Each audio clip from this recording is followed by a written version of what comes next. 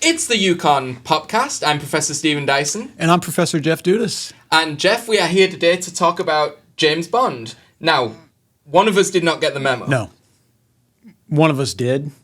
But I don't know which one. I thought I'd wear a suit. James Bond wears suits. You thought you'd wear a sort of plaid shirt because... Well, this is more of a kind of everyman James Bond. I see. Yeah. You're bringing James Bond to the people. Yeah.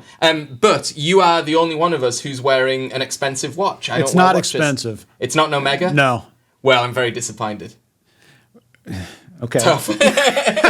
So we are here to talk about James Bond, not just because that's a cool thing to do, but because we have an exceptional guest who is about to join us. Our very first guest on the pod. She is Professor Susan Burgess, a distinguished professor emerita of political science at Ohio University. Yes. Jeff, she's written a book. It's a great book. What's it called? It's called LGBT Inclusion in American Life, Pop Culture, Political Imagination, and Civil Rights. Sounds right up our street. I'm really looking forward to talking about that book. It's about all sorts of things, yes. not just Bond, but there's a very hefty analysis of James Bond, basically spanning the entire franchise. Yes. So I think what we're going to do with Professor Burgess is pick out certain of the movies that maybe exemplify her main theme, which is that Bond's kind of portrayal of masculinity in particular has gone through several phases, concluding with the Daniel Craig era, where his portrayal of masculinity, femininity, and the general movie's portrayal of kind of sexuality and inclusiveness it sort of changes absolutely from the very early Sean Connery movies. Yeah, and what we'll see is there's really been a rather profound transformation in the Bond franchise over the course of 6 or 7 decades. I'm excited. Shall we get her in? Let's get to it. Okay.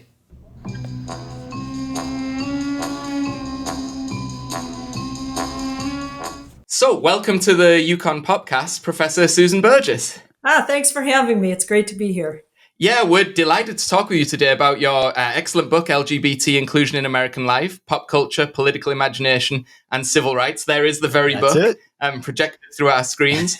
Fantastic book. Yes. We both really enjoyed reading it. Thank you so much. I appreciate that. Yeah, lots of stuff going on in the book, and lots of pop culture texts are addressed. But we wanted to talk with you today about the James Bond section of your book, and I think we thought we'd begin with just briefly recounting kind of how we come to the Bond franchise. I obviously, have the kind of, I mean, I know everyone can see this already, but the physical resemblance and indeed bodily resemblance to Daniel Craig. Yeah.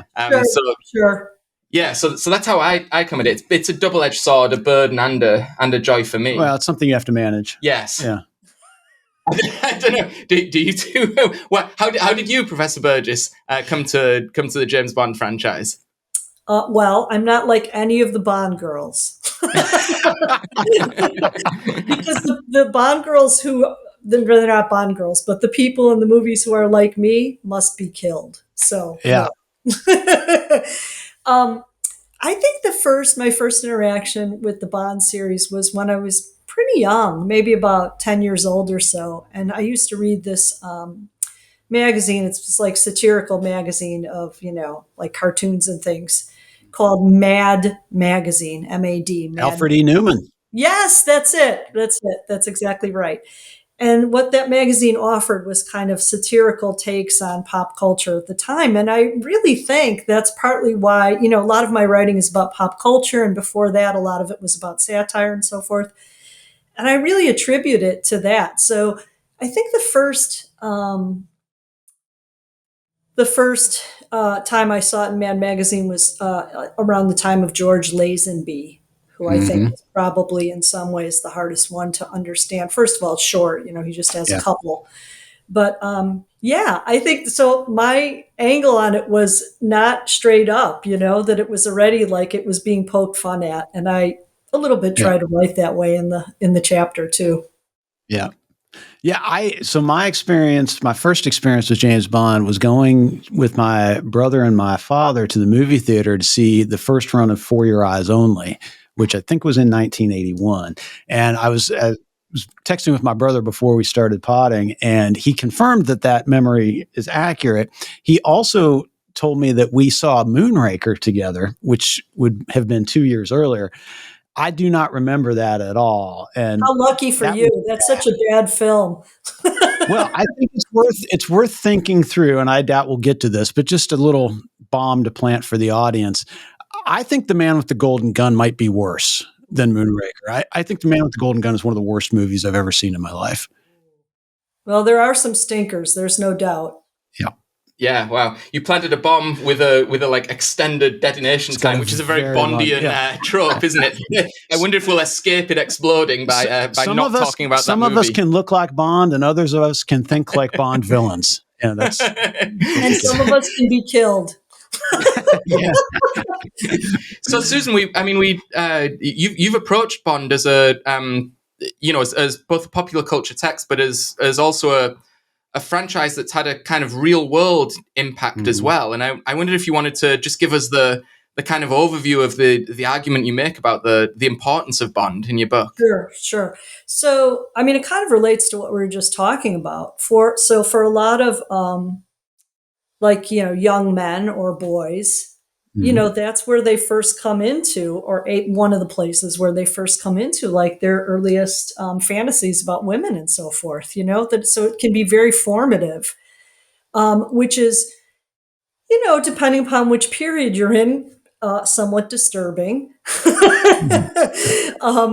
But it has been very formative in that way. And even in political science world, in politics world, no less than JFK had a screening of, I think, Dr. No in the White House, which is the first one. And, was said in one of the documentaries, about the numerous documentaries about the Bond series, JFK was reported to have said, I wish I had him on my staff. Mm-hmm. So, wow, I wonder in what position, in what role would Bond serve effectively? I don't know, but I think, knowing what we now know about JFK's, the more lurid part of his life story and so forth, it kind of makes sense that it would align for him in a certain kind of way. But also, he showed that movie, Dr. No, during the Cuban Missile Crisis, I think, was when he was watching it, So, that's pretty profound, right? And I think it's not just that it shaped how people saw things in terms of like sexuality and so forth, but also in terms of just like global understandings and so forth. Even, someone as sophisticated as JFK was, but it makes sense in a certain way, right? Because it was very much in those days a creature of its time in the Cold War, so, and JFK was such a Cold War president, so it totally makes sense that he vibed with it in that way.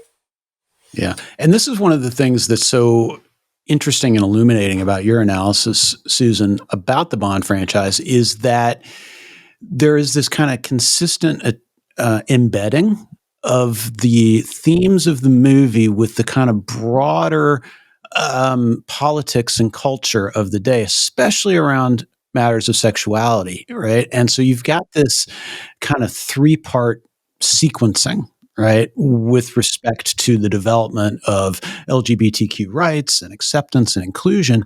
And I wonder if you could kind of walk us through a little bit about that three-part sequence and how, as we'll talk about extensively today, how the different eras of the Bond franchise mirror and maybe shape some of those moments. Yeah, it's kind of constitutive, right? It works both ways. Yeah. So, well, the thing is that in political science, public opinion polls could track the way that people in the U.S., Americans' attitudes about LGBT people changed over time, right? So we could track that change through sort of standard public opinion and how more or less, there are some blips, but more or less, it increases, acceptance of LGBT rights increases over time.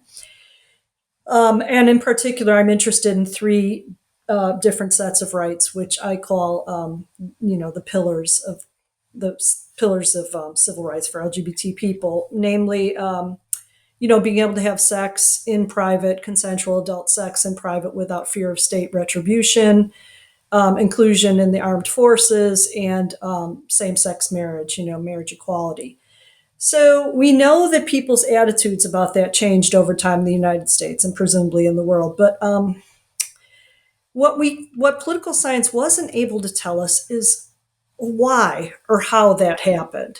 Mm-hmm. And so, in political science, the standard way to think about things through popular opinion, public opinion, institutional discussions, federalism, these kinds of things. Well, what I was interested in was what role does culture play, Yeah. in shifting the way that people think about things, and particularly people in the mainstream, so I wasn't so much interested in when did Will and Grace come on or when did Ellen come out and those kinds of things. What I was more interested in is how did pop culture shift people's ideas about, say, in the Bond film series, sex and gender? And how did that affect the way ultimately or how did it open up some room for military inclusion? How did it change the ways? Because, as we know, sex and gender norms are very intimately tied to sexuality. Okay. Mm-hmm. So what I found was, so as we know, there's quite a few Bond films, I think 26. Yep. I watched them all, sometimes numerous times. Oh, yes. I mean, it was fun, but also it gets tedious sometimes, but it was fun. And what I was looking at was what happens in those films over time. How does James Bond change over time?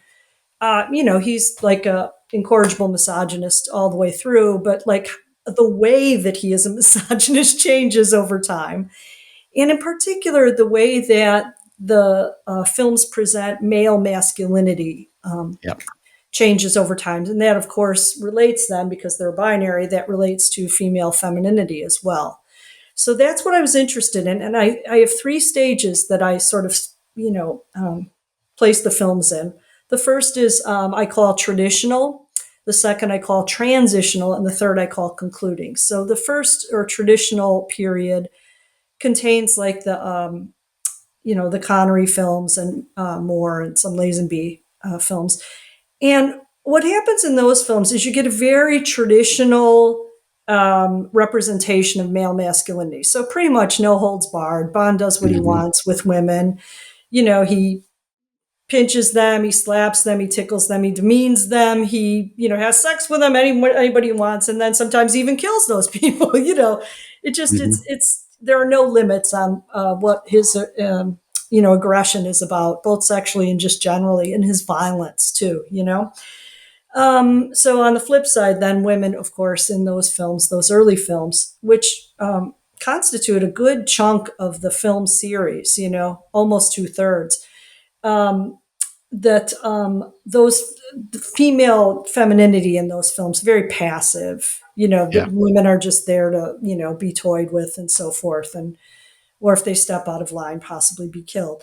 Okay, so that's the traditional thing. And in the traditional thing, there's not even like a lot of attention paid to homosexuality, as they would have called it then. To the extent it even comes up, it's kind of laughable. Like, ha, ha, ha, James Bond is a homosexual. Are you kidding me? Come on. He's the last person in the world who would be like that. And there's a reason for that, right? Because he represents the interests of the state as the agent, secret agent and so forth. And in that period, in the traditional period, the interests of the state and the interests of homosexuals are diametrically opposed. So that's the first period. The second period, something. I wonder, should we dig in? Why don't we dig in on a couple of examples from the traditional period? Good idea. Some of the movies. Yeah. So I think we wanted to talk about that'll put some like meat on the bone. Yeah. I think we wanted to talk about Goldfinger. Yes. In particular. Okay. I have here, Susan, as my first bullet point: laser beamed genitals. Yes, that's where I start too. Okay. I mean, where else can you start? So Bond is this is a famous the famous scene where Bond is kind of strapped to the table by spread eagled Goldfinger, spread eagled. Yeah. And there's kind of a slow motion laser beam wending its way inexorably towards his crotch. Yes. Yes. And he's, I mean, I don't know, is there some symbolism there? Or I couldn't quite help me decode what's going on here. Yeah, I don't know. It's really hard, but that's the great thing about Bond. It's so over the top. I mean, so, even Bond is making fun of itself, even in those early days, and that's part of the joy of the movies, Mm-hmm. that there's a kind of way in which it's very, it takes for granted the norms of the time, but there is a little like opening there because it does kind of make fun of them as well. And that's a really important thing to say about pop culture, that pop culture, I think, typically, represents or represents the norms of the time, but also there's a way in which pop culture can undermine them as well. Yeah. And I love that you said that, Susan, because I was just thinking I just rewatched Goldfinger last night, and there's definitely on occasion a kind of knowing playfulness with Bond's masculinity. And I'm thinking of the opening scene in which he's asked why he's constantly carrying a gun. And he responds, I have a little bit of an inferiority complex. Which is a great line, right? And it struck me as very, I don't know if subversive, but at least playful for 1967 or 8, whenever that movie came out. 64. And Goldfinger. 64. Yeah. And also very different than what we would see in future portrayals of Bond, particularly the Moore movies, in which that kind of playfulness seems to have been evaporated or exhausted. Right. That's why I think the Moore movies, when Roger Moore becomes James Bond, they don't work as well because there's not that kind of playfulness and so forth. And it is interesting to think about how the different actors who played Bond, what they bring to it. And I don't know if that's the direction or what. I'm not so much thinking about the production side and so forth, but like it is interesting that way. That's part of why Moore is more flat. And I think most people, understand him to be the least interesting of the bunch, Connery's a kind of more brutal presence than Moore is. I mean, there's something grittier about Connery and something I think maybe more physically imposing and maybe saturnine in his features that maybe allows him to play against that with a little playfulness in a way that wouldn't work for Roger Moore. I think that's right. He's big and he's very hairy. And, he cuts a different kind of space in the films. Whereas Roger Moore, I wouldn't say he's effeminate or anything like that, but I just think he's not the sort of stereotypical male, masculine, dark, sort of hairy guy that you might expect to see. Of course, being British, I would pick up on a class difference immediately. Yeah. The Roger Moore seems like a person from a higher social class than Sean Connery, which would carry pejorative connotations sometimes of effeteness versus toughness. Yeah, so I was just going to ask, so do we think that that's part of what's going on here in the portrayal of Moore, is that there's a kind of safety in Connery being able to be playful with his masculinity that would come across as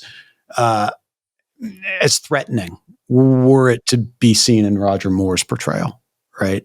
I don't know. And therefore for the time unacceptable, right? Yeah. It could be. I mean, I think, Stephen, coming from that culture, maybe, that's something that you would have a better feel for. I don't know, just a sort of, I don't know what, I guess a kind of eliteness or something, a different aspect of eliteness. Yeah, the Moore to be a credible action hero, he would have had to guard against coming across as just a kind of tough, which would made it harder for him to make those kind of, as we say, playful allusions to anything other than a very virile mainstream masculinity. Right. I also have down here, and I wonder if I could ask you, Susan, what should we make of the character Pussy Galore? Oh, I love Pussy Galore. First of all, that's part of what makes this film really good. And it was somewhat critically acclaimed. It was definitely really popular, and it was somewhat critically acclaimed as far as Bond movies go. People are very snooty about Bond movies, but they're good. Some of them are very good.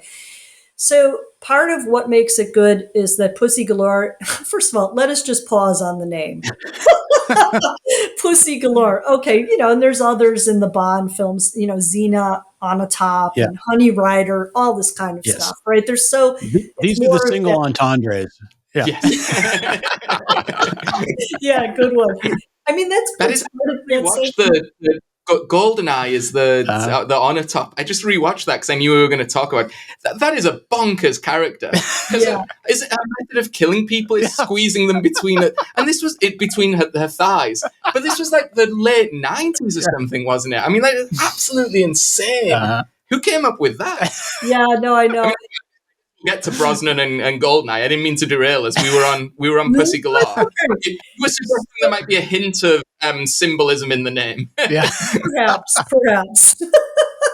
So Pussy Galore, I mean, she's really an interesting character. First of all, because Honor Blackman is a really good actress. But also Pussy presents as female feminine, but she hints at lesbianism, And her boss, Goldfinger, who is the enemy in this movie, wants her to woo Bond, and she is not having that, right? And Bond also, he flirts with her incessantly and so forth. And she says pretty early on to him, your charms are wasted on me. Yeah. So, I'm immune. Yeah, I'm immune. That's right. I'm immune. And later we'll see that when we talk about in the transitional period with Pierce Brosnan, that M, played by Judi Dench, picks up that line. And she said, like, don't waste your time with that stuff, with me. Same thing, but Pussy Galore is more closely, I think, related to, lesbianism. She has this girl gang. She exhibits some masculine traits in the sense of she pilots, these airplanes and so forth. And the interesting thing about that is that because she is, I would argue, because she is female feminine, Bond is able to convert her, right? So it's kind of like in those days, that classic scene, or like something you would almost see like in a soap opera, like in the 70s or 80s, where the male character, like, just forcefully like kisses one of the women. Yeah. And they're resisting at first, but then of course they like fold into his, charming masculinity and stuff, and, have satisfying sex or whatever. So it's very traditional in the sense of like it's not too far a stretch to say that it's positioning forceful sex, maybe even like, what we would now think of as rape or something like that, as, something that women really want if they just, like settle back and relax. In this case, literally in the hay, in the barn, what I mean?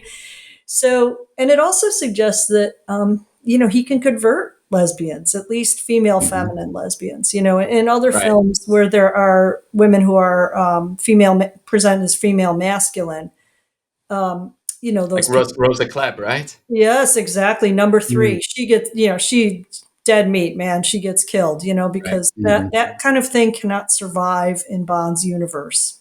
Yeah, it is. I mean, the point you make was, I actually had it in, in a sidebar in my notes here about how many of Bond's sexual encounters during this period are initiated through what we would now consider legally to be sexual assault. Yeah. Right, by him forcing himself on, but it's played in the pop culture at the time, and it's not just Bond as, this is almost doing the women a favor, right? The women really want the man, but can't quite bring themselves to say that, and the kind of almost gentlemanly thing to do is to kind of push through that reticence, and it happens in because I teach this movie a lot, it comes up every time I show the movie. It happens in Blade Runner. There's a scene where Harrison Ford forces himself on Sean Penn, and Sean, and it's played in the movie as Sean Penn is a replicant who's not properly kind of in touch with her emotions, and therefore he is doing her a great favor of bringing her to fuller humanity. Yeah, right. But you show it to anyone nowadays, and the students all instantly object, like, what, this is rape. This is a coerced sexual encounter. Yeah. And all of the Bond films seem to have even that. more acutely with regard to Sean Connery, it's hard not to think about his portrayal of the main character in Hitchcock's film Marnie, right, in which he's explicitly rapes. I believe it was Tippi Hedren, who's the female lead. But again, it's presented as being in her best interest. right? And that it's somehow important for her to break through some kind of psychological block that is making her life miserable. Yeah. Right? So Pussy in the novel is explicitly, it's explicitly said she's lesbian, and it's sort of hinted at in the movie, which is interesting. And there's a few instances like that, and some things in the novel are said more explicitly, and some of the, if it's imaginable, some of the kind of racism and misogyny is even more explicit sometimes in the novel versions than the films. Yeah. And Sean Connery was asked about it in real life, right? So there were interviews done with him, and he was like, "What? I don't see anything wrong with that." In this period, that's what he said. Yeah. He was asked later about it in the what I call the transitional period later on, and he adhered to that. And it wasn't until very late in life he was having an interview with Barbara Walters, and she asked him again, and he finally conceded that wasn't correct. But it took a long time for that to happen, because I think it was just such a deep-seated assumption, in mainstream culture. And because these are, British films, we can just assume in like Anglo culture, and maybe in other places too, I don't know. But, so it's pretty intense. And it's very telling that your students can see that, right off the bat. It's a big shift. One of the things that's interesting also about the Bond movies is that even these old ones, sometimes when you watch older movies, they're very like slow to unfold and so forth. But because these movies are very action oriented, there's a lot of chase scenes, the plot, it's not heavy on plot, and they're moving around to different settings and so forth. I think they kind of hold up in that way. So they don't hold up in terms of the norms, that they present, sex and gender norms for sure. But they do hold up in that way because there's a kind of pacing that's very quick. And I wonder, if that would like it seems to hold the students' attention a little better, even though, some of the norms are really messed up in contemporary understanding. Yeah, I think that's right. There is a contemporary pacing around them that's easier to swallow than other movies of the period. I wonder, we have to take a break in a couple of minutes, but I wonder if we might touch on a Roger Moore movie. Yeah. And on I think we said The Spy Who Loved Me might be a good one to discuss. I think on our end, Jeff, as I remember this, wasn't it me? I think you didn't want to talk about Roger Moore at all. I suggested he was... I don't care for significance to the franchise. We might hit one of them. Yeah. And I suggested The Spy Who Loved Me. And I think what I was thinking of was particularly the Anya Masova character, the Agent XXX character, who in some... I mean, maybe you don't agree with this, Susan, or maybe there's something to it.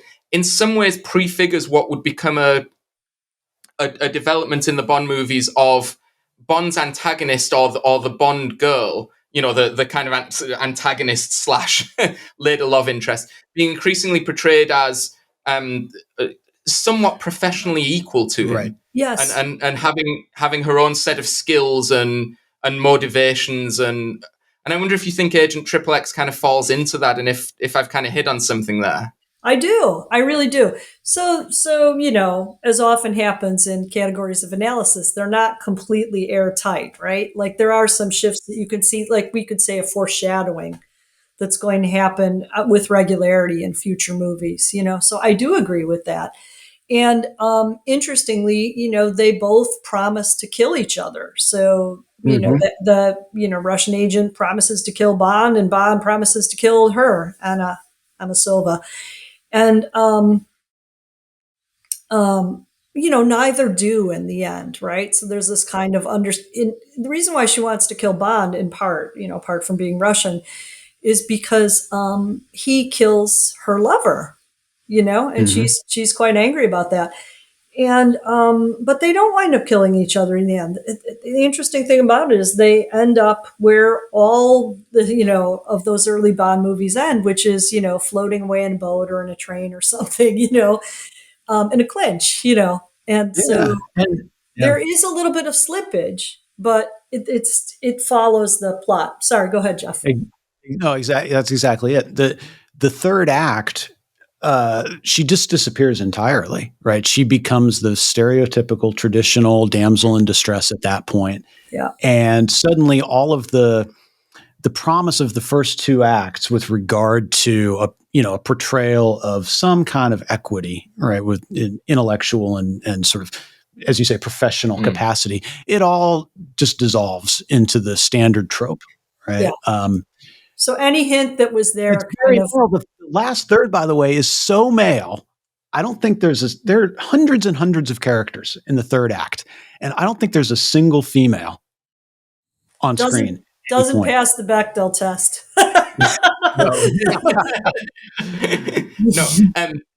So I think we should just take a quick break here, and that kind of concludes the traditional period, and we'll see do things change in the next period, the transitional period. Yes. Sounds good. And we're back with Professor Susan Burgess, and we're moving into now a different period of James Bond's portrayal of sex, of gender, of masculinity, of femininity, what the professor calls a transitional period, which runs, I think, in movie terms from The Living Daylights to Die Another Day, or in actor terms from Timothy Dalton to Pierce Brosnan. I think by the time of A View to a Kill, yes, the Roger Moore phase had perhaps run his race at this point. the desperate desire to portray him as still virile becomes too much to bear. Yeah, it's pretty handy with the old Zimmer frame, whacking the villains, and but yes, perhaps time for another actor, and we get, I think, a very good and a very interesting actor in Timothy Dalton, who I think brings something different to the role. I wonder, Susan, if you agree with that. Yeah, I do agree.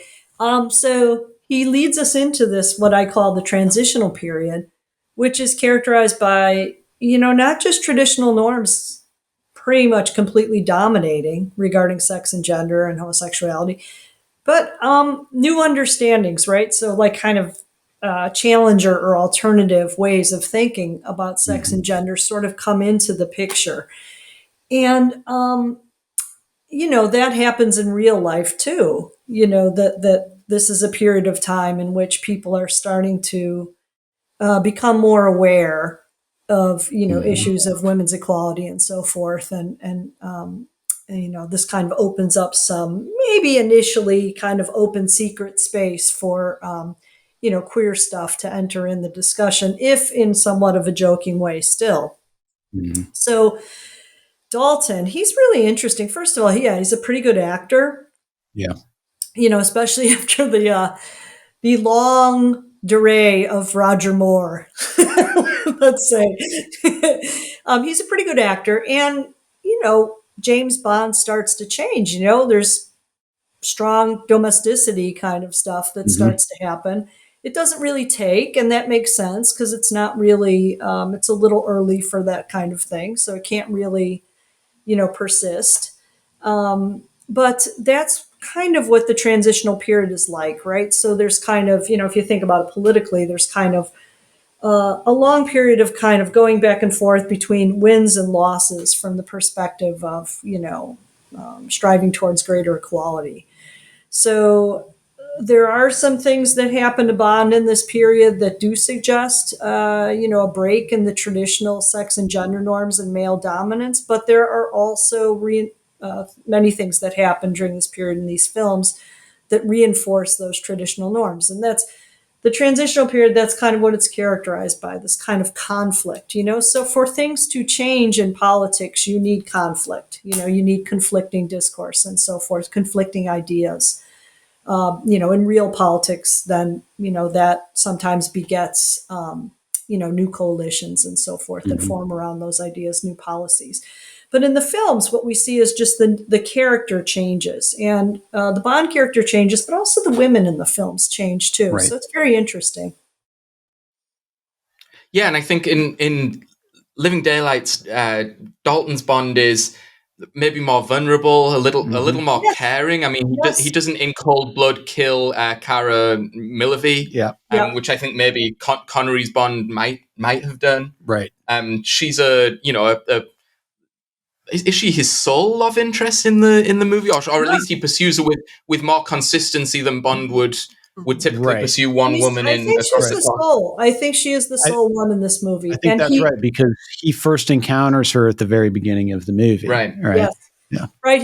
He doesn't kill her. He shoots the rifle out of her hands rather than kill her straight out. she's a KGB officer again, and he, isn't willing to do that right then. Also, you may recall that he has this discussion with Moneypenny, the clerk or the secretary, I guess they would have said at the time, in the office, with whom he has this Bond has this long flirtation, right, throughout all the movies. And she, sort of like slyly says something like, "Oh, that girl must be really talented." And he says, "I assure you, Moneypenny, my interest is solely purely professional." But he does wind up sleeping with her, and but it's this new thing where she's the sole object of his attention, right? That comes to bear greater fruit in the Craig period later on, which we'll talk about. But at the same time, as is characteristic of the transitional period, he's still very patronizing towards her at times. Mm-hmm. He's still sometimes not super attached to her. And, in the traditional way, the movie ends with them in a clinch, so it's a good transitional film, a good example, because it shows you those, I don't know, those different elements and how they can fit together at the same time. Mm-hmm. Also, I think Living Daylights, I mean, I said facetiously, that the Daniel Craig lookalike work was my entree into Bond. Now I think about it, I wonder if Living Daylights actually was my entree into Bond. I would have been the right age, but also at that time I was a huge Aha fan, and the Take rock on band, the Me. Norwegian band, and who did the theme tune. And so I think actually my entree to Bond was probably the song "The Living Daylights," which I sort of retroactively discovered was attached to to a movie. Yeah. So I'm fond of that movie for that reason. Yeah, I think it's a pretty good movie. It holds up well. I mean, the one geopolitical element that is really sort of fascinating in retrospect is the celebration of the Mujahideen in Afghanistan, which these days doesn't look so good. No. Right. But that was something I had not remembered at all until I went back and rewatched it. Yeah, right. That's interesting. The Aha thing is interesting too, because that happens, especially with the songs, the opening songs and so forth. But there's all this intermingling of other kinds of pop culture too. And just, not necessarily even pop culture, but just cultural elements. That's part of the Bond films being on brand, is they have to really be on the cutting edge of that kind of stuff, or at least, the cutting edge as, 35 plus year old males imagine it. Right. And part of that intertextuality, certainly in the traditional period, was the presentation of some or all of the Bond girls in Playboy or in, other kind of racy photo shoots as part of the kind of publicity cycle. Yeah. But I mean, it's really interesting to think about the Bond theme songs, because sometimes there's a disjuncture. I agree, Susan, that there is this self-conscious attempt by the directors, the producers, to keep it current. But sometimes there's a disjuncture. I think about A View to a Kill, the movie we were just celebrating, I don't know, denigrating, however we want to describe it. And of course, the theme song from that is the same titled by Duran Duran, which is a really different type of aesthetic from what we get in the movie, right? And so there are occasionally these disjunctures in which one cultural form, it seems to be operating at a slightly different pace, right? Yes. Or a slightly different moment in the overall trajectory of, possibility than the other one is. Yeah. Right. They kind of miss the mark sometimes. Sorry, go ahead, Susan. No, it's okay. They kind of miss the mark sometimes. And this isn't a total explanation, but sometimes I think part of it has to do with between some of the movies, there are longer gaps between the last movie and the current one, and I think sometimes it's just harder for the franchise to manage. And what were you going to say? Sorry. There was the famous time in the Daniel Craig era where they thought they might have Radiohead do the song for Spectre, and they came up with it, and it was impenetrable, the usual bleeps and noises, and they were like, I don't know, maybe we get someone else to have a crack at this, maybe. And perhaps not. Where's Adele? Exactly. Yeah. So I just wanted to touch very briefly on the second Dalton movie, License to Kill, because I think you made an interesting point, Susan, in the book that there's some kind of displays of kind of unreformed masculinity in License to Kill, but it's but it's sort of refigured as indicative of a lesser. I mean, it's refigured in a way that's sort of racist or culturalist rather than progressive. But Bond says something like it's okay to behave like that down here when he's in Latin America. Right. Of course, I would not, from the developed first world, be behaving in this unreconstructed traditionalist period masculinity. But people still down here, so people still do down here. So I'll once more for old time's sake. Yes, right.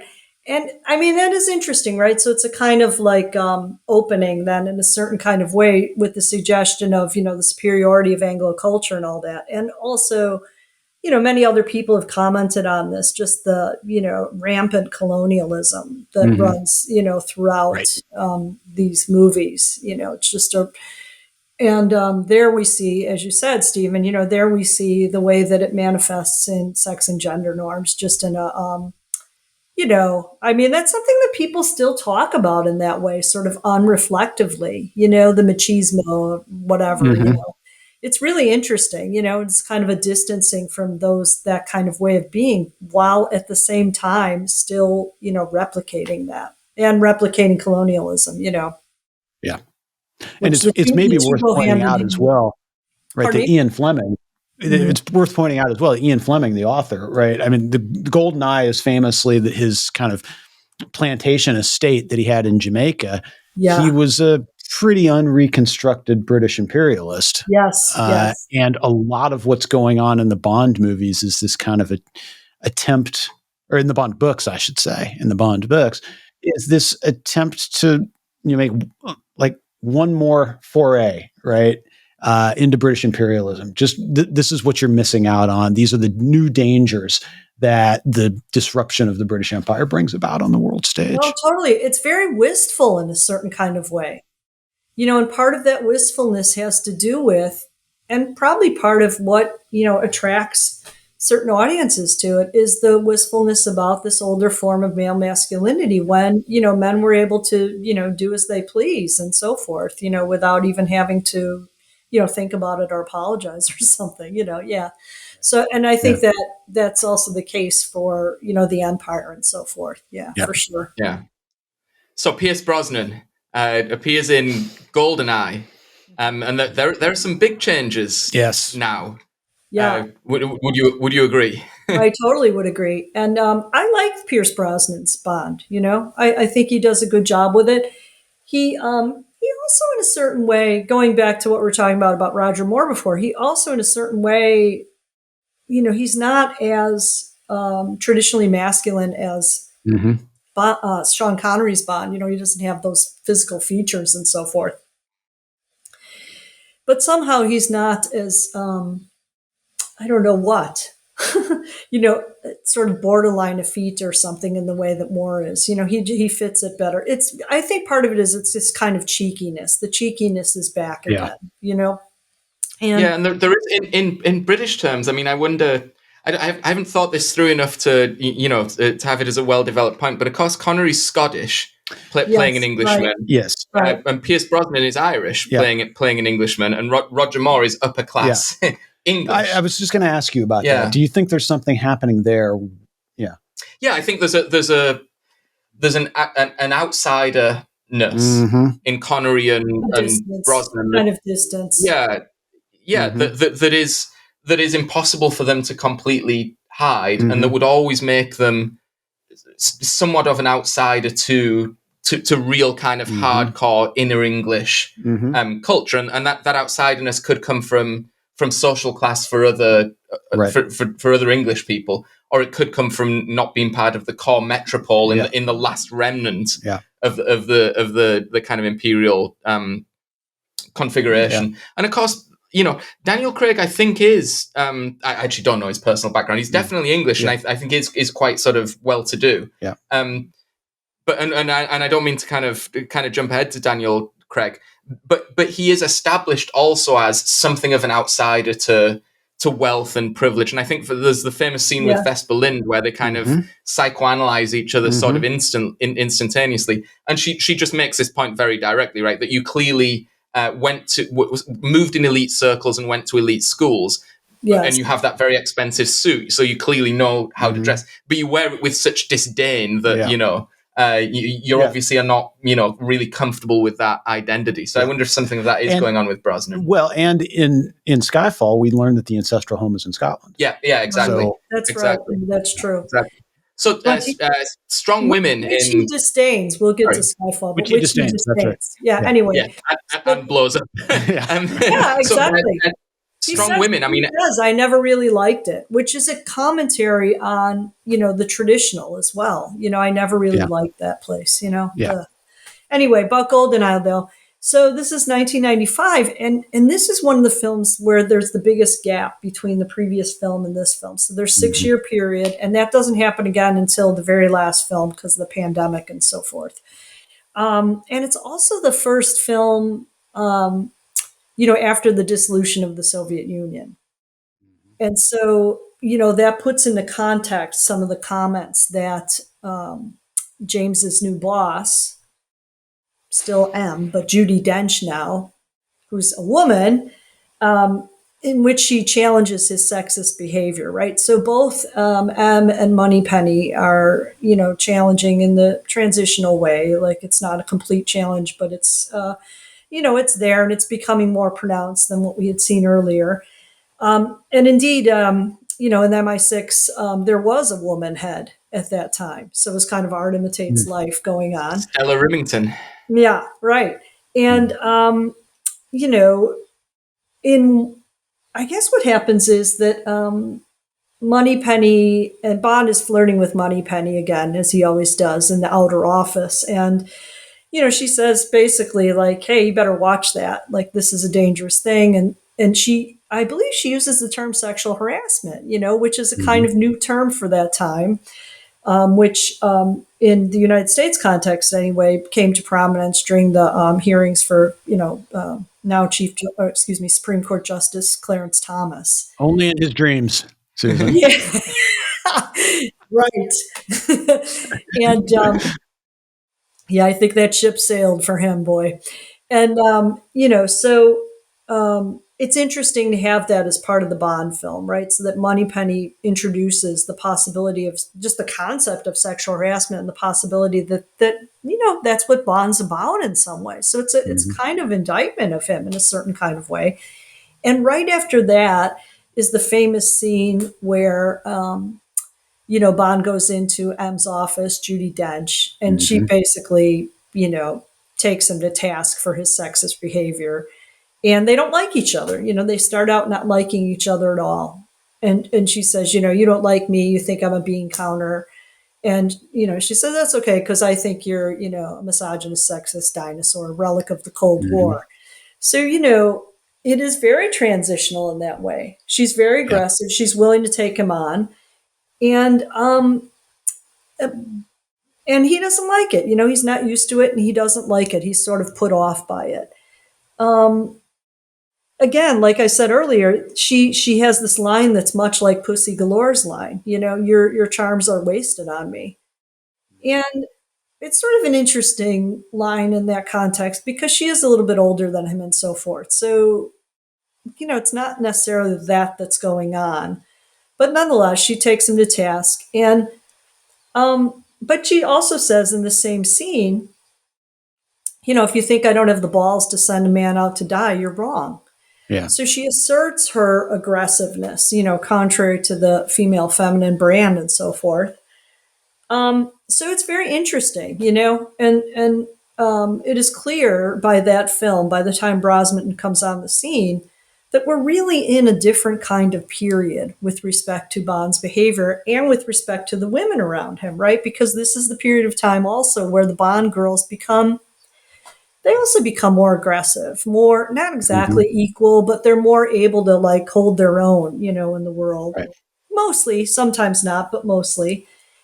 And it kind of aligns with, in the United States, what's going on with gay world in terms of military inclusion, because this is the period of don't ask, don't tell, which is kind of like, hey, you can be gay, but stay in the closet if you want to be in the armed forces. And that's pretty much how M approaches Bond. Like, hey, I don't care for your sexual aggressiveness. I don't like what you're doing with women, but, just I don't want to hear anything about it. Just don't ask, don't tell. You keep that shit in the closet, and we'll be fine. So yeah, it's a really interesting film, and I actually think the plot's pretty good, if somewhat convoluted. It's hard to follow in parts, but I think it's a pretty good film. I really like the distinction you drew there, that what's going on is a separation between kind of sexuality and the workplace. And Em is presenting a different challenge to Bond, because she is not a confounding female who he's interested on or is available to him as a sexual conquest. And so that standard way of neutralizing pesky, quote unquote, pesky femininity is not available. She's actually a fact of bureaucratic life who is legitimately, properly, and in all senses entitled to exercise authority over him, which he must obey. Right. Yeah, and he's used to that from men, right? Being ordered around. Yes. But he's maybe not used to it from women. And he's also not used to, he can't just patronize her as a stupid woman, go away, because she clearly is so formidable that that's not going to work. Right. Judi Dench's M is a totally new character in the James Bond universe, a totally new type of character. And you're right. It's one that Bond cannot exercise authority over in any way. Yeah. Not only that, that's exactly right. But not only that, but he can't exercise his own authority with her, because the basis of his authority is that traditional model of that aggressiveness and so forth, so that's, so she doesn't just passively accept his authority, because she doesn't accept the premise of it, which is that old time sex and gender stuff. Yeah. Yeah. Okay, excellent. So I think we will take another break at this point, now that we've moved through the transitional period. And when we come back, I think we'll talk about the concluding stage of Bond's portrayal of kind of shifting norms and maybe how they've led to shifting rights in political terms with Daniel Craig. Yes. And we are back. Talking about James Bond with Professor Susan Burgess, and we're going to talk about now what the professor calls the concluding stage of the certainly the Bond franchise so far, the Daniel Craig era, Casino Royale to No Time to Die. Craig, there was a lot of controversy about the casting of Daniel Craig. People said he's too blonde, too short. Can't really be an effective James Bond. Certainly for me, he's by some distance the most effective James Bond in every way, including physically. Yeah, I agree. He's maybe that was some sort of PTSD over the Roger Moore period or something. They didn't want to have another weak Bond guy or something. But I think he works quite well.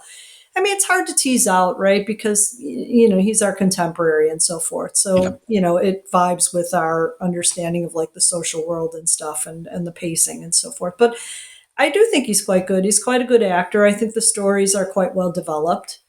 In those early movies, particularly in the traditional period, they were still developing, the plot lines and the characters and so forth. And so, they could be kind of uneven, especially once Moore comes on the scene. But even in the Sean Connery period, there's a lot of unevenness in those early movies because they're still sort of figuring it out.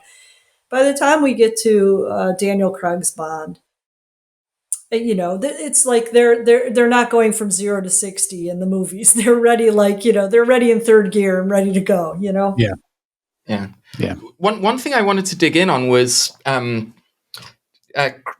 Craig's physical presentation. I mean, his physicality, which I've always found really startling. And I've seen earlier Daniel Craig movies, and he was always a lean actor. Yes. But he packed on a ton of muscle for Casino Royale. Yeah. And I think it's indicative of a number of things, many of which are I think very, very closely tied to the concerns of your book.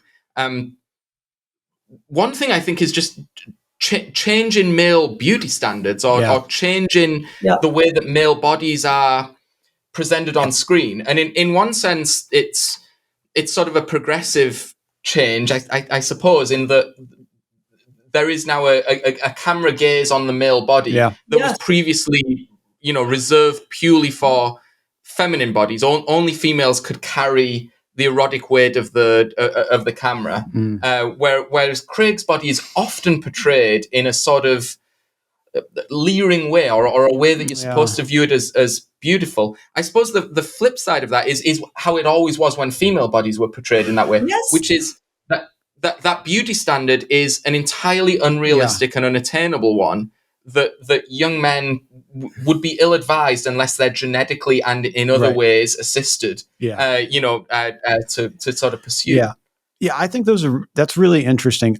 The one caveat I would say is, in terms of American popular culture anyway, it would have been the Sylvester Stallone movies of the 1980s. Oh yeah, Rambo and all that. That are the Rambos, the Rockies, in which absolutely the camera is gazing upon the male, the idealized male physical form. Yeah.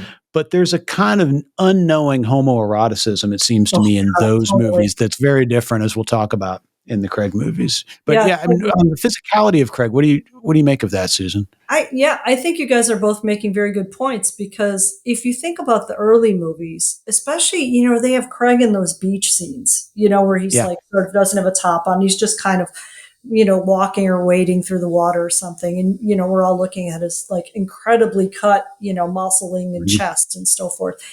And that role would have been, Ursula Andress or something in earlier times, in the white suit or something, like sort of on the beach, or, even in the transitional period, Halle Berry, in the orange. In fact, Susan, isn't that scene itself in Casino Royale a throwback and subversion to the exact same scene in Dr. No with Ursula Andress?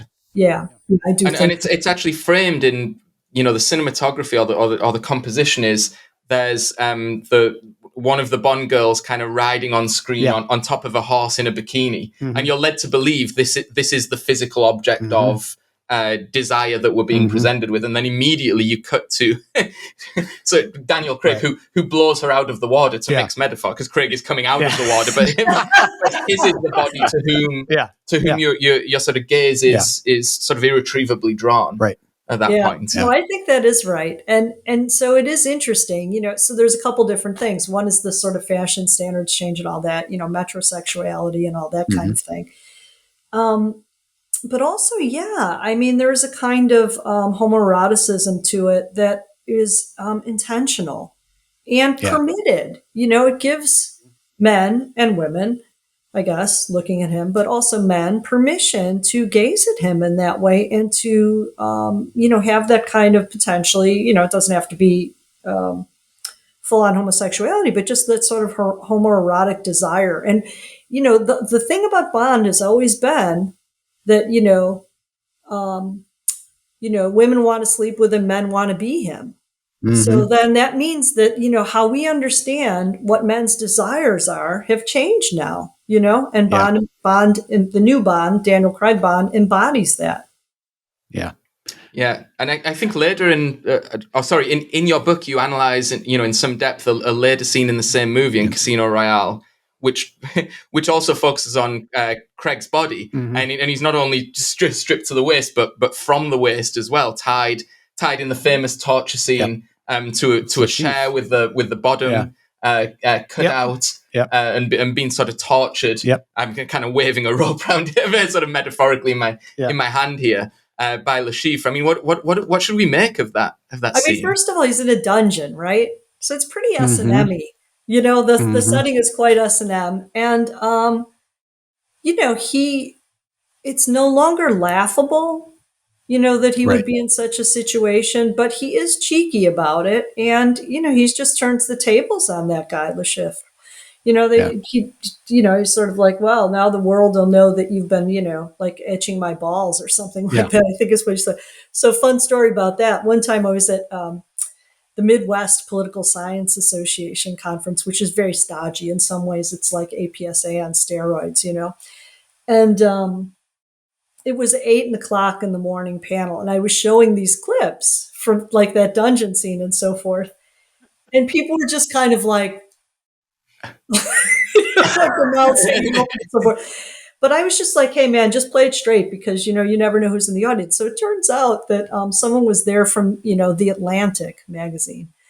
and doing a story on a bunch of things that were going on at the Midwest. Why, I don't know, but they were there. And so, yeah, I wound up in the Atlantic with this very sort of racy scene from Bond. You know, my moment in the periodical Sun was about the S&M scene in Bond. I mean, my general feeling, I don't know if an experience, I don't know if it's been the same for you, Susan, is the more you get away from mainstream political science, the more likely you are to interest other people, normal humans in what you're talking about. No, absolutely, 100% for sure. But yeah, that is interesting. And then there's another scene in subsequent movie where they're kind of like back and forthing with knives. It's very phallic. You know, there's like shadows in the background and so forth. And so there's a lot throughout the entire Daniel Craig period. There's a lot of homoeroticism. And of course, you know, it also, you know, he is taunted by Silva in a later movie. Where in Skyfall. Silva's like in Skyfall, that's right, where he's touching his face, like kind of caressing him and so forth, and kind of taunting him, like in a sort of way that suggests, you know, pretty directly homosexuality, and he is not taken aback by it at all, right? So his response is, you know, what makes you think I haven't had that? You know, so he's willing to embrace it in a way, and he did talk about that, you know, in the popular press, like, you know. Why not? You know, like this is what Bond would be like, or why not even, you know, maybe James Bond will be, you know, you know, queer or something like that. Yeah, but I mean that's very interesting, and that is the central and maybe one of the only kind of overt references to the possibility of Bond not being completely straight is the interaction with Silver, and it's ambiguous in both cases we've talked about, the Lashif torture scene and the scene with Silver. Yeah. Is Bond overtly saying, you know, or directly hinting, yes, I may have had these experiences, or is he kind of doing so strategically to throw the kind of antagonist off, or it's kind of a power play? Either way, it's still significant though, in that this is something that Bond is able to say without his character, without there being the fear that his character is in some way undercut or made less masculine. I mean, it doesn't even enter your head. It's a power move, if anything. Right. Correct. Or that it's laughable as it was in the traditional period, right? So, yeah, I mean, that's a big shift. That's a really big shift. And, you know, I mean, Skyfall was in 2012, right? So that was only, 11 years ago or something. But in gay years, that was a long time ago. You know, like in terms of acceptance of gay rights and so forth. That was quite some time ago, you know. So the military stuff, the military inclusion stuff happens in 2011, you know, so it's right around that time, and the culture is still changing. So it's interesting to notice that because, you know, Bond isn't just following, you know, Bond is leading sometimes. And that is a very interesting thing to notice for a series of films that people sometimes, you know, write off as just very traditional, uninteresting, you know, nothing much going on there. There's a lot going on in these films. Yeah. Yeah. You know, I'm wondering, Stephen and I talked about this a little bit a few days ago, and was trying to make sense of why it is that the Craig era feels so much more interesting and compulsively watchable and meaningful than the earlier eras. And I think, Susan, you're probably right. Part of it is that it's contemporary and we're in the moment and they make a little more sense. But I wonder also if there is not a kind of freeing of the character and the ability to explore the nuances of a character in a way that's realistic, freeing of those kinds of the constraints of all this, you know, cloistered masculinity that has been, you know, shaping the character's portrayal for decades before we really get to the Craig era. I think that's exactly right, you know, and it is really interesting to notice that. So, you know, part of what's going on in these movies is the suggestion that sexism really isn't that good for anyone, you know, because there is that freeing up and he's able to be more vulnerable. You know, he's less flat of a character too. So that's partly why these movies are more watchable, you know. He becomes more attached to M. They have friction, you know, he calls her bitch and all that and his, you know, test and all that. But, they become more close, and he has a kind of vulnerability. He's less sexist. He's not super homophobic anymore. And there's just more room, like you said, for him to experiment and to become like a fuller person, to the extent that, part of what happens in the movie is that M is shot, as you mentioned earlier, Jeff, in in the Skyfall, which is the familial home of Bond in Scotland. And, they're very tender with each other. Mm-hmm. There is no chance that in those earlier movies there would be that degree of earnest tenderness, Even if there was some tenderness there, it would always be kind of a cheeky kind of thing in a certain way and distanced, This is very direct tenderness on both the part of M and Bond too, as she's dying there. And that's an entirely new thing for him. And that's a theme that runs throughout this concluding period, that there's a kind of fullness of the character and a kind of experimentation outside of, how we think of traditional male masculinity. And that, I argue, opens up the possibility that defines the concluding period, which is that, queer people can be included now because they're not. Yeah. That sort of flatness of character doesn't preclude them. That sort of, you're either this or you're that. So the binaries, to put it in like intellectual or scholarly term, the binaries are breaking down. And it's Bond that's doing that. It's kind of amazing, for mainstream film in like the spy genre and so forth. So it's quite something, I think, that's going on there. And what happens in the concluding period is that, you do get full inclusion in the political realm, like moving from the, Bond to the political. And the reason why that's so important in, U.S. politics is because, people regard it as sort of the fulfillment of American ideals. The story in the United States is, if you weren't included at the founding, over time, eventually, you will be included, and so I think that's part of what makes people happy about these films too, because they are sort of, they have this under theme of inclusivity and gender equality.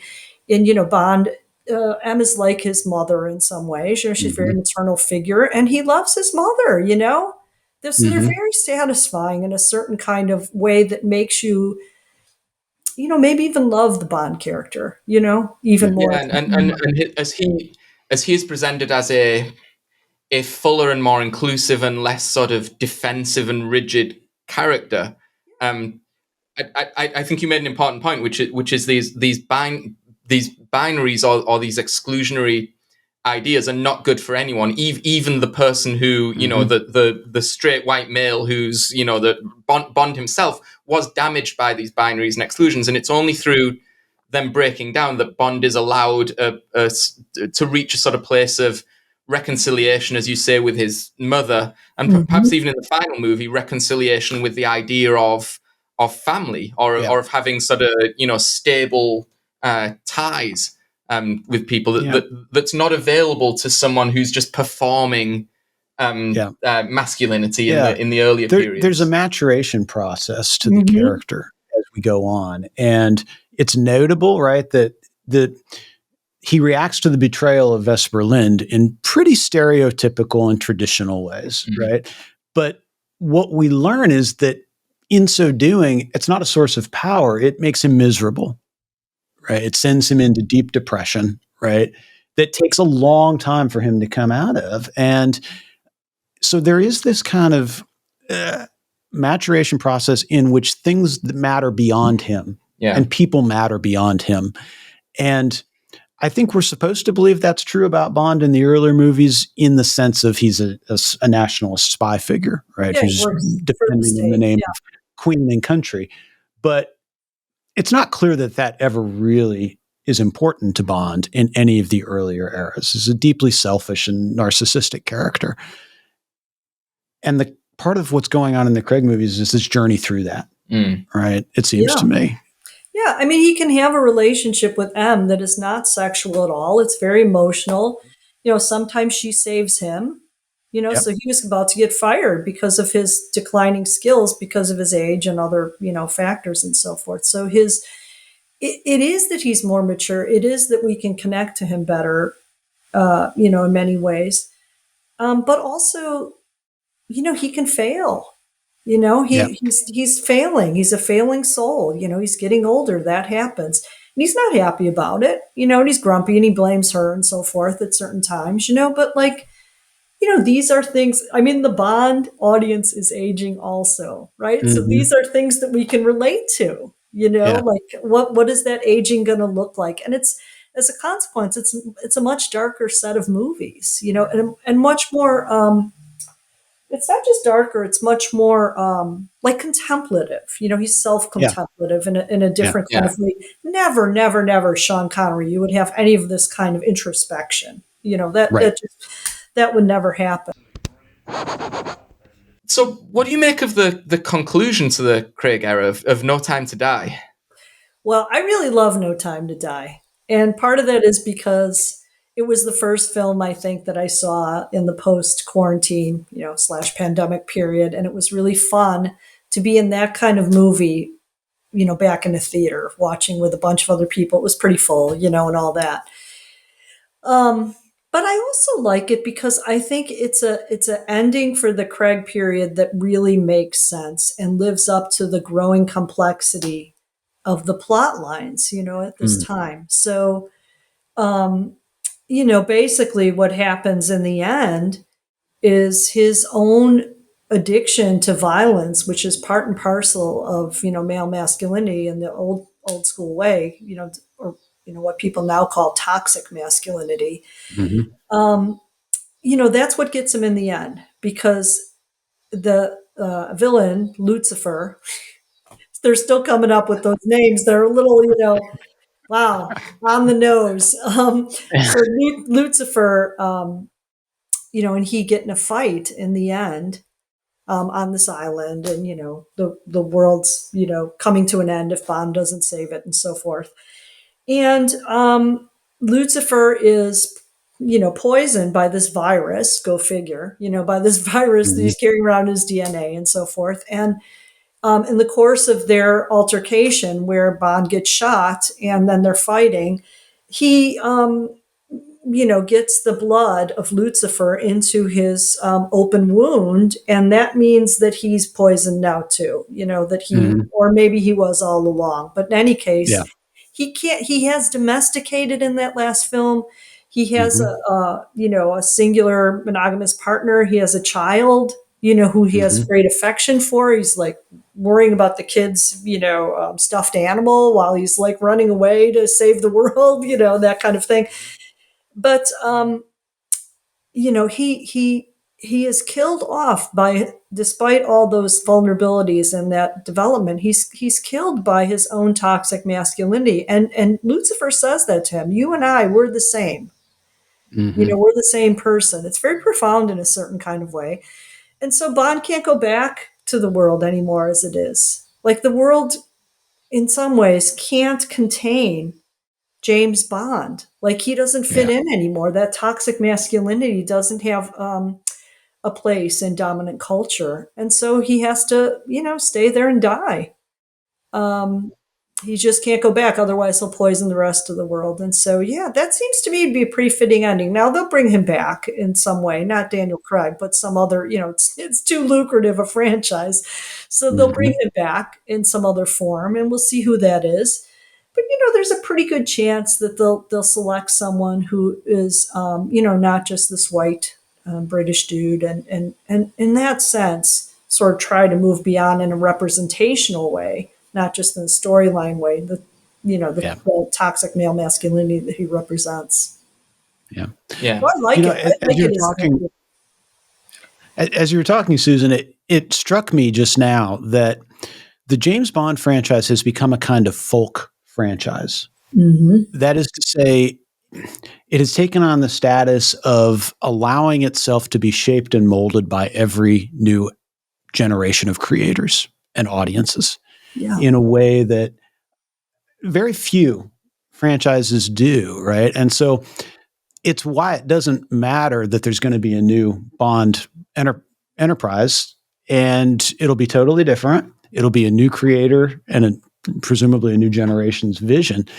And it makes it such a rich source for your sort of analysis, right? That means to track and trace the development of culture over time. Right? Totally. And we know that we're in this kind of very transitional space in our world. We don't know what's coming next. So that period is over. That concluding period, like we know now that toxic masculinity doesn't work, but what is going to come next? That we don't know. But now we know that the traditional dominant dialogue is one that rejects toxic masculinity. And that's different and it's profound. So what's going to come next? Who knows? But that'll be fun. It'll be fun to see for in the real world and in the movies, Yeah. Yeah. And I think on that bombshell, we should say the book is LGBT Inclusion in American Life, Pop Culture, Political Imagination, and Civil Rights.